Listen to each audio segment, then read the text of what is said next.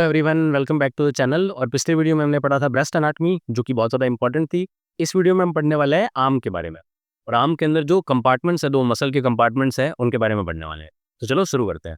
तो अपना जो आर्म है, अपना आर्म के अंदर दो कंपार्टमेंट्स होते हैं, एक होता है एंटीरियर कंपार्टमेंट और एक होता है पोस्टीरियर कंपार्टमेंट।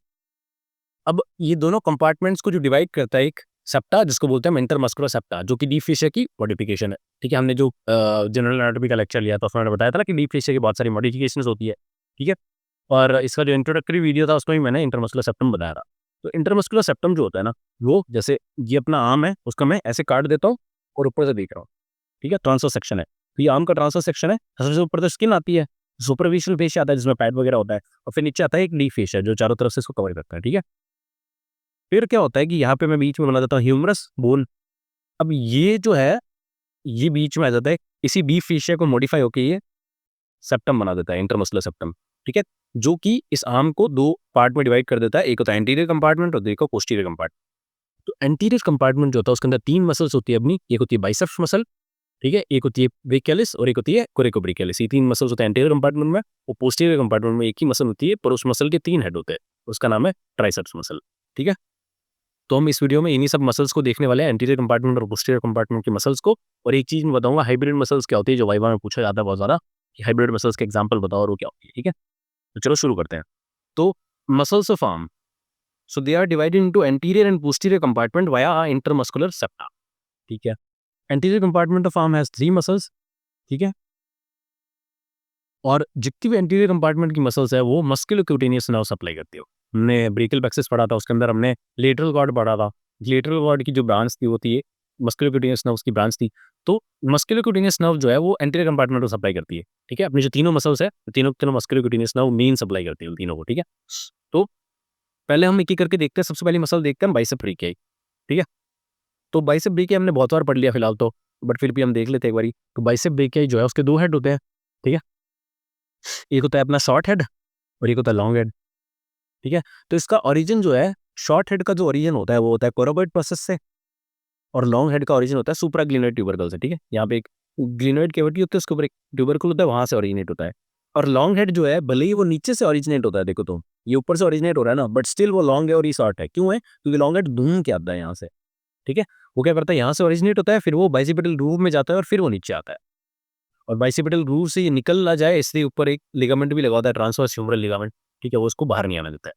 तो ये हो गए अपने लॉन्ग हेड और शॉर्ट हेड। इनका ओरिजिन देख लिया हमने, एक सुप्रालिनर ट्यूबरकल से, एक ओटोइड प्रोसेस से। ठीक है, फिर ये नीचे आते हैं और ये मसल बैली बन जाती है इधर, और ये मसल बैली नीचे आके रेडियल ट्यूबरोसिटी के ऊपर इंसर्ट हो जाती है। ठीक है, तो बाइसेप्स का इंसर्शन क्या है?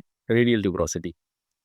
ठीक है, अब ये जो पीछे की तरफ मसल दिख रही है, ये वाली, ये कोरेकोब्रेकियलिस है, और ये जो नीचे की तरफ एक और दिख रही है वो है ब्रेकियलिस मसल। इनको हम अलग से अभी थोड़ी देर में देख लेंगे, बट इस वाले डायग्राम में भी दिख रही थी तो मैंने बता दिया।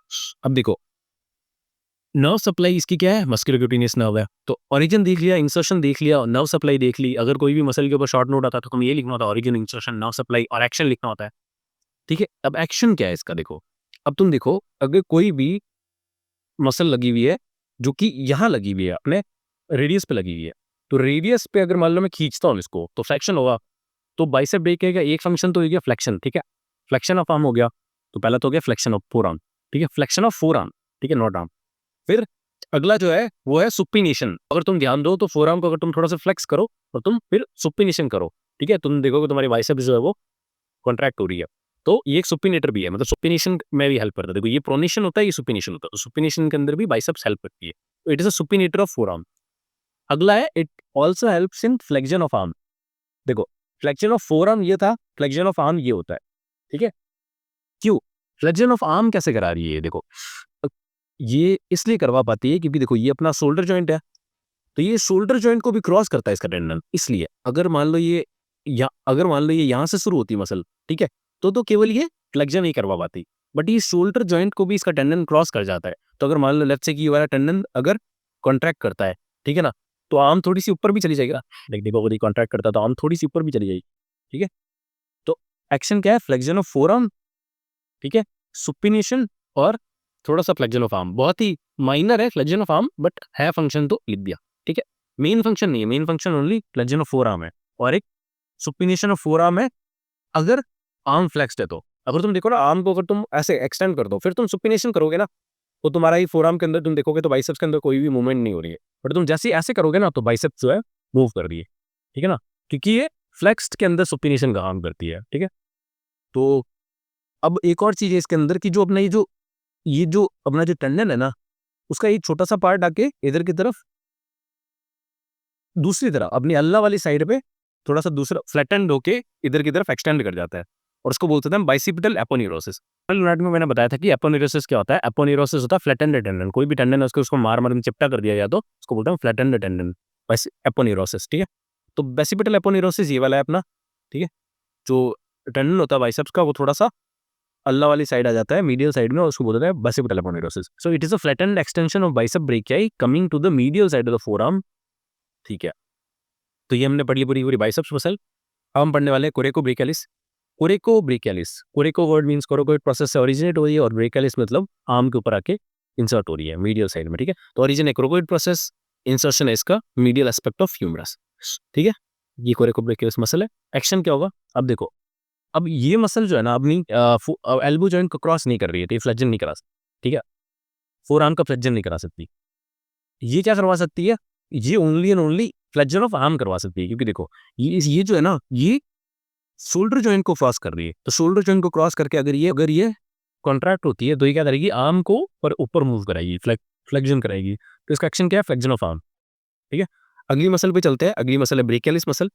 ब्रेकियलिस मसल ये है देखो, ये अपनी आर्म से मीडियल एस्पेक्ट ऑफ ह्यूमरस से अपना ओरिजिनेट होती है और जाके इंसर्ट हो जाती है अल्नार ट्यूबरोसिटी पे। तो ओरिजिन है medial aspect of humerus, insertion है अल्नार ट्यूबरोसिटी, ठीक है।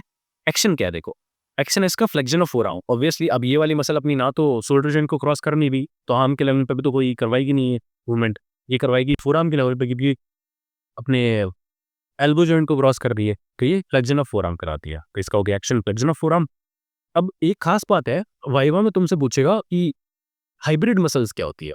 देखो हाइब्रिड मसल्स वो मसल होती है जिसकी डुअल नर्व सप्लाई होती है। जैसे कि बाइसेप्स है, कोरेको ब्रेकियलिस है, उनको केवल मस्कुलोक्यूटेनियस नर्व ही सप्लाई करती है, ठीक है।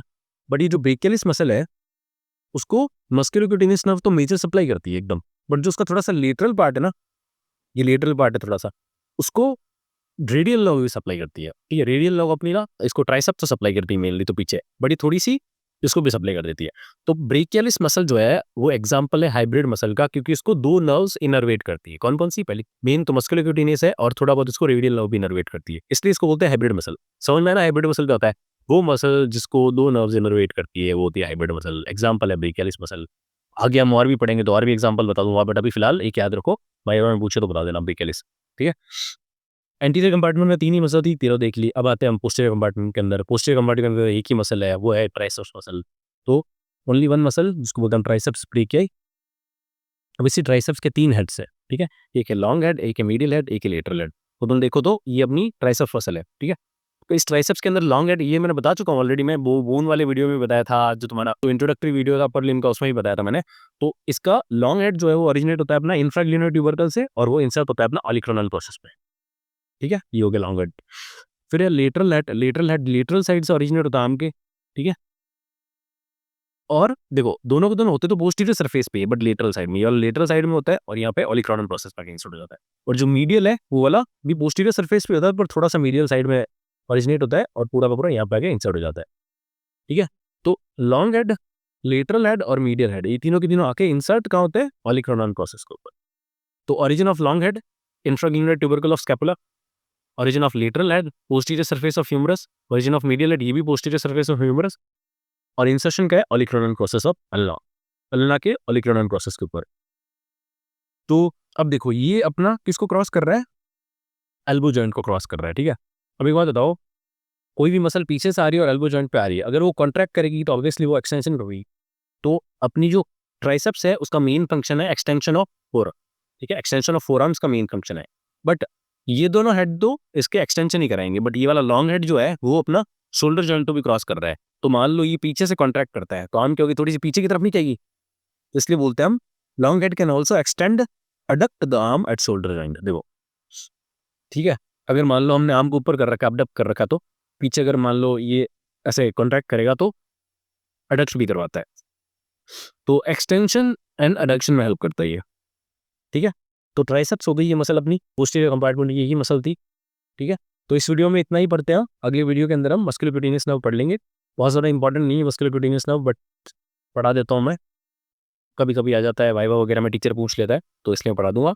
तो अपन ने मसल्स ऑफ आर्म पढ़ ली पूरी की पूरी। तो मिलते हैं अगली वीडियो के अंदर जिसमें हम पढ़ने वाले हैं musculocutaneous nerve. Muscles of arm और मस्कुलोक्यूटेनियस नर्व दोनों के जो मैं नोट्स डालूंगा एक साथ डाल दूंगा टेलीग्राम के ऊपर, तो वहाँ से डाउनलोड कर लेना। तो अगर ये वीडियो पसंद आया हो तो इसको लाइक करो, अपने दोस्तों के साथ शेयर करो। और ये जो अभी जो लेक्चर लिया मैंने anterior compartment of posterior compartment of arm, ये बहुत ज़्यादा इंपॉर्टेंट नहीं है। क्वेश्चंस इससे नहीं पूछे जाएंगे तुमसे, वाइवा के अंदर पूछे जा सकते हैं, पर थ्योरी के अंदर, मेन यूनिस्ट एग्जाम के अंदर इसका क्वेश्चन नहीं आता है, ठीक है। जनरली बाइसेप्स मसल के ऊपर आ सकता है, बट इन जनरल बाकियों के ऊपर नहीं आता, ठीक है। तो इस लेक्चर में इतना ही, मिलते हैं अगले लेक्चर के अंदर, तब तक के लिए ओके बाय।